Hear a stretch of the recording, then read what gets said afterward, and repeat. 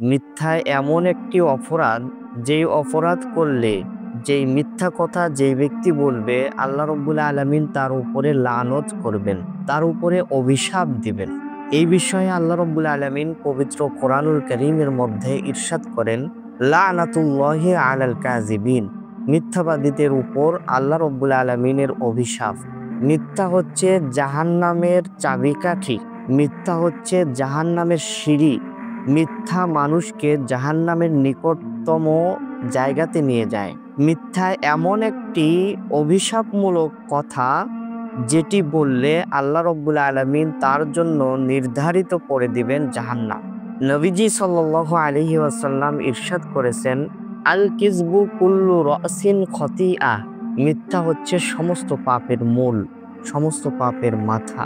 একটি মিথ্যা কথাকে সত্য বানাতে গিয়ে আরো 10টি মিথ্যা কথা বলতে হয়। এভাবেই পাপের শৃঙ্খলে ডুবে যায় জীবন। মনে রাখবেন, মিথ্যার জালে যারা ফেঁসে যায়, তাদের শেষ পরিণতি হয়ে যায় ধ্বংস। মিথ্যা থেকে বাঁচার উপায়: জিহ্বা নিয়ন্ত্রণ করুন, মিথ্যাকে না বলুন। সত্য কথা বলার সাহস করুন, আল্লাহকে ভয় করে সত্য কথা বলুন। তওবা করুন, অতীতে যে সমস্ত মিথ্যা কথা বলেছেন সেগুলো ছেড়ে দিবেন।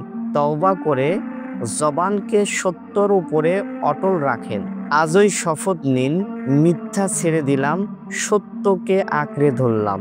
ইয়া রব্বুল আলামিন, আমাদের জবানকে, আমাদের জিহ্বাকে সদা সর্বদা সত্যের উপরে রাখুন। আমিন। আসসালামু আলাইকুম ওয়া রাহমাতুল্লাহি ওয়া বারাকাতুহু।